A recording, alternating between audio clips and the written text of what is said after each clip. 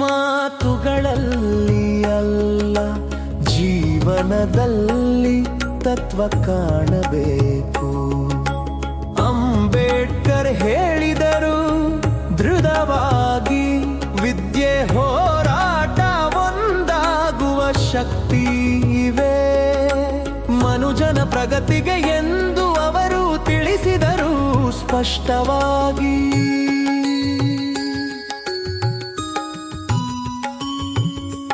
ಜೈ ಭೀಮ್ ಎನ್ನುವುದು ಘೋಷಣೆಯಲ್ಲ, ಬದುಕನ್ನು ಬದಲಿಸುವ ಪಥ. ನ್ಯಾಯ, ಸಮಾನತೆ, ಸ್ವಾತಂತ್ರ್ಯ, ಭ್ರಾತೃತ್ವ ಇವೆ ಅವರ ಕನಸಿನ ನಿಜವಾದ ಕವನ ಪಥ. ಮನುಷ್ಯ ದೊಡ್ಡವರು ಆಗಿರಬೇಕೆ ಎಂದೆಲ್ಲ,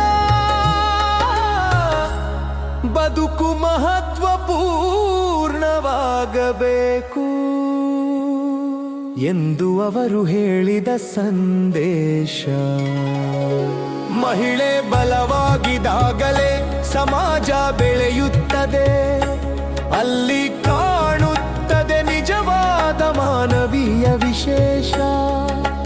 ಅರಿವಿಲ್ಲದೆ ಕ್ರಾಂತಿಯಿಲ್ಲ, ಪ್ರಶ್ನೆ ಕೇಳದೆ ಬದಲಾವಣೆ ಸಾಧ್ಯವಿಲ್ಲ ಎಂಬುದು ಅವರ ಬದುಕಿನ ಮಾರ್ಗ. ವಿಶ್ವಜ್ಞಾನಿ ಅಂಬೇಡ್ಕರ್ ತತ್ವ ಪಾಲಿಸಿದಾಗ ಸಮಾಜ ಕಂಡಿತು ಹೊಸ ಯುಗ, ಅದುವೇ ಸುವರ್ಣ ಯುಗ, ಭೀಮಯುಗ, ಸಂವಿಧಾನ ಯುಗ.